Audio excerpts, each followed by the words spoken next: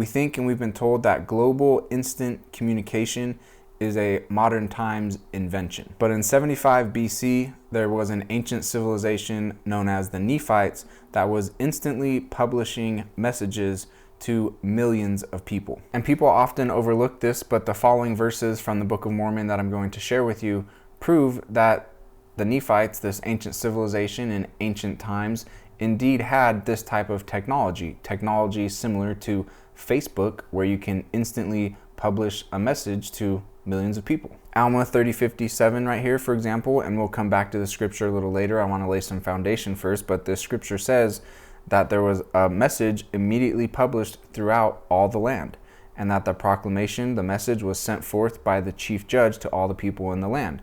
So this chief judge had access to some advanced communication system where he could immediately publish a message to everyone in the land, and the land was large and the people were large, very numerous, which I'll show you right now. So these images right here are typically how these ancient civilizations from the Bible and the Book of Mormon are portrayed. Very poor people with some rags, they're living in dirt, their architecture is pretty basic and it looks very crude and old every time we see it. And just like you see right here, they got maybe a little bit of gold, maybe like a gold bracelet, maybe a silver cup, something like that. But we're always shown that these people were poor, dirt, rag people, not advanced, didn't have paved roads, didn't have any technology or electricity or transportation other than like horses and chariots, wagons. But that's not what the scriptures say. The scriptures, when they describe these civilizations, tell a very different story about these civilizations. They say they were advanced, they had abundance of gold and silver and copper and brass and iron, and they built temples and synagogues and palaces and mounts, and they had all sorts of machinery to till the ground, to till the earth, to work their beasts, because they had a lot of animals. And well, it says they had extremely nice clothing. But these are the pictures that we get. Poor dirt rag people that look like they haven't showered in a long time. This is how the ancient scripture civilizations are depicted. But when we actually read the scriptures and see what the scriptures say about these people, it paints a very different picture, a very different image. And so I believe that this is very intentional deception that's going on right here. These poor dirt rag people that haven't showered recently, they're not found in the scriptures. But what is found in the scriptures are things like this. So Nephi right here says, the Lord spake unto him and said, thou shalt construct a ship. How? After the manner which I shall show thee. So God is saying to Nephi, I need you to build a ship, and I'm going to show you the patterns, the designs, the blueprints for how to design this ship. Now we're talking about the Most High Mason, the creator, the grandest architect, handing designs to his children. And what kind of God is our God? When he prospers people, when he hands them designs, it's not so you continue to live as a poor dirt rag type of people. He blesses, he prospers. He's the creator, the Most High architect. When he's handing patterns and designs to his people to create things, they're really good patterns and designs that lead to advanced products, advanced cities, advanced ships. So Nephi builds this ship and they arrive to the promised land. And then what does Nephi and the people that were with him start to do? It says, I, Nephi, did teach people to build buildings in all manner of wood and iron and copper and brass and steel and gold and silver and precious ores, which were in great abundance. And when you continue to read through the Book of Mormon, a huge chunk of the Book of Mormon is speaking specifically about the materials they used to build their architecture and their cities. Why? Is that important when it comes to repentance and baptism and following Jesus Christ? Seems to be, because it's in the scriptures, and we're supposed to seek truth, and this is truth that's in the scriptures. And these were men who were keeping records in a limited type of way. So especially when you get to the point where all this is being compiled and then Joseph Smith is translating it eventually, like, why so much dedicated? Why so much text dedicated to the specific materials they used and the specific architecture that they built with those materials? And it's because, so we can see what's happening. There's this deception occurring where we're being told they were poor dirt rag people and no one was ever advanced until us right now, when that's not true. The scriptures say advanced civilizations existed prior to us, and we have some of their stone architecture sitting around still, staring us in the face, saying, yeah, we're more advanced than you guys. You guys can't build this stuff. this stuff got built in previous generations. You're just being told you're advanced to instill pride in you, to blind you from seeing what the scriptures are actually saying. This whole dirt rag, poor people, these images we've been showing instill pride in us. They make us think, oh, we're so advanced, we're so prosperous, when actually we're not. And actually, our ancestors were more advanced to us. The Israelites, the Nephites, they were more advanced than us. And that's why we see right here Nephi's teaching his people to build with amazing materials. They became amazing architects. They became amazing masons. They had incredible, beautiful cities. And that's why the Lamanites and the leaders of the Lamanites wanted to conquer and take over their cities, because they were awesome cities, and the Lamanites and their leaders were more or less lazy and didn't build, but the Nephites were very industrious and masterful architects, cunning design, curious workmanship, exceedingly advanced, exceedingly prosperous, exceedingly industrious. And then right here in 2 Nephi 5:16, it says, I, Nephi, did build a temple after the manner of the temple of Solomon. And the temple of Solomon is one of the grandest, most beautiful, most masterful pieces of stone masonry architecture that ever existed. And if you need proof of that, just go read about the materials and the construction, the verses that are dedicated to that in the Old Testament, and you'll see, yeah, this is masterful architectural projects right here, moving around tremendous amounts of weight, super, super heavy, beautiful stone. And Nephi's here built a ship after the patterns that God provided him, arrived to the promised land. He's showing all his people how to build. They start building. One of the things he builds is a King Solomon style temple. And it says the workmanship thereof was exceedingly fine. And exceedingly means very great or unusual degree, extremely, like far beyond just good or decent or nice.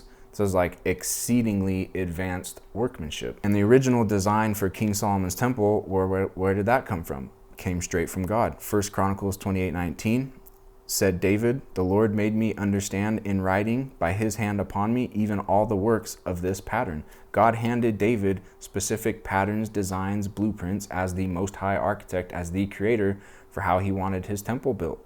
And then David passed those plans to Solomon, and Solomon built it just like that. And then Nephi built a similar one, just in a different location. This is advanced God-style architecture. And a big piece of this is to move around the amount of weight. It talks about super heavy stones and stones of diverse colors and glistering stones, shining stones, huge stones, super heavy stones, and stones of all different kinds of colors. But when we see anything from those civilizations depicted in videos and images, gray, dirt and gray, that's basically all we see. And that's not what the scriptures say. And then we learn about the size of these civilizations in the Book of Mormon. It says the people began to be very numerous, scatter abroad upon the face of the earth, and they built large cities and villages in all quarters of the land. And then it also says the whole face of the land had become covered with buildings, and the people were as numerous almost as it were the sand of the sea. As numerous as the sands of the sea isn't a couple thousand people, 100,000 people. We're talking about millions and millions and millions of people, even into the billions, but let's just go with millions of people. And the Book of Mormon is definitely talking about civilizations and cities housing that type of a population. And it says that they built highways and many roads, and they led from city to city, land to land, place to place. Why all these dirt roads? Why don't we see highways and paved level roads? They were advanced stonemasons. They built roads and highways out of stone. Why don't we see that? We just see dirt roads all the time. 3 Nephi 8:13 talking about how some things got destroyed here, and what got destroyed? Highways and level roads. And they're smooth places. They had roads, they had highways, they had paved level roads, they had masterful cities far nicer than our cities right now. And they were much more numerous than we are right now. And if you were to describe the materials that we use to build our stuff and our cities nowadays, it's not gold and silver and copper and brass and iron and super heavy stone. It's all manner of plastic, all manner of cheap sticks, a little bit of light glass, a little bit of light steel, and that's basically the bulk of what our cities are built out of. So I just wanted to set the scene before we dive into, here's the Nephites using technology similar to Facebook. Because when we're talking about the Nephites, we're not talking about these images.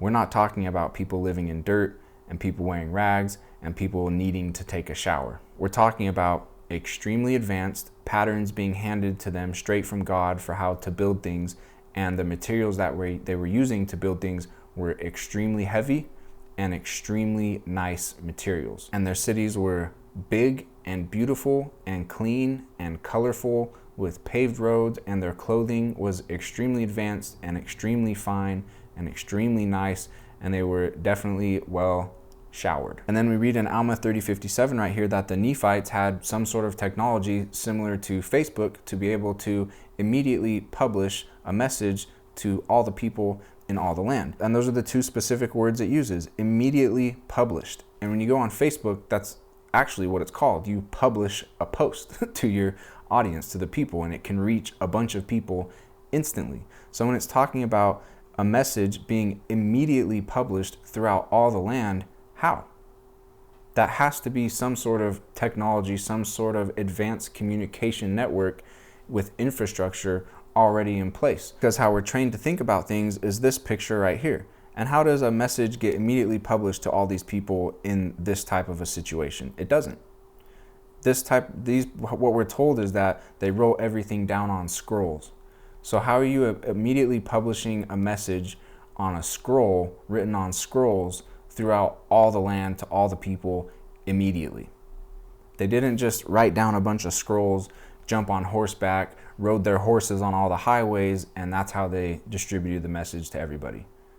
Because if that's how they did it, it couldn't say they immediately published the message to all the places and all the people. So this one verse right here, when you actually stop and think about this from a practical, realistic standpoint, it doesn't happen unless they have some sort of technology in place, some sort of advanced communication network. And when you look at what that is nowadays, to be able to immediately publish a message to all the land, it's the internet. So did they have something similar to the internet? I would say, yeah, they probably did. And I'll show you some more verses in just a second that say this even more clearly.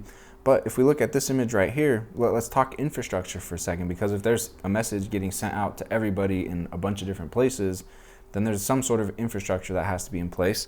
And if we look at our power lines nowadays, this is, more or less what they look like. And if you pay attention to the design, the shape of these towers right here, they are very much the design and shape of an obelisk. The only difference is these are made out of steel and obelisks are made out of stone. And for some odd reason, we have a bunch of huge stone obelisks all over the land that we now call the United States of America, which is the land where the Nephites used to live. And if they were immediately publishing messages and had some sort of infrastructure for that, well, maybe obelisks are that. Like this one right here in Bennington, Vermont, this is like 19 million pounds of stone lifted. It's like 300 or 400 feet up into the air, perfectly stacked, sits on top of a hill. And if you've watched any of my other videos, I very much point out that we have architecture left over from the Nephites still in these lands, intact, in like really, really good condition. We're just told different stories about it. Like this right here, they say this is a battle monument from the 1800s, from some battle that happened back then. But like this is what, I mean, the Nephites were descendants of Jews and Egyptians. That was their style, that was their culture. Nephi's building King Solomon's temple. You don't think they could have built an obelisk or a bunch of obelisks? I think they did, and I think they're still sitting around. And when you look at our power lines nowadays, they are obelisks made out of steel. The same thing as ancient obelisks, but the ancient obelisks were made out of stone. And then there's the story of the Liahona in the Book of Mormon. And it says that the Liahona was a round ball of curious workmanship, which means advanced workmanship, advanced design. And in a different verse, it says that it was such a curious device, so curious of workmanship, that only the hand of the Lord could have designed it. So again, they're getting products and design patterns straight from God. In this case, they're getting a Liahona straight from God, which is a round ball of curious workmanship made of fine brass, and it points the way whether they should go into the wilderness. So this is a wireless GPS device telling them where to go. And it also says that there were messages written on this ball of fine brass of curious workmanship, the Liahona. Messages were written on it from time to time, according to the faith and diligence which they gave to it. So this is not only a GPS device telling them where to go, pointing them in that direction, but there's also a text display screen where they're seeing messages on some sort of screen on this ball. And they used this, they carried it with them. It was a tool that they were constantly using. So to have this type of a technology in their hands that they're using, and Nephi is getting patterns from God, how to build ships. He's got patterns for how to build a King Solomon's temple He's teaching all his people to be industrious. They got gold, silver, copper, iron, brass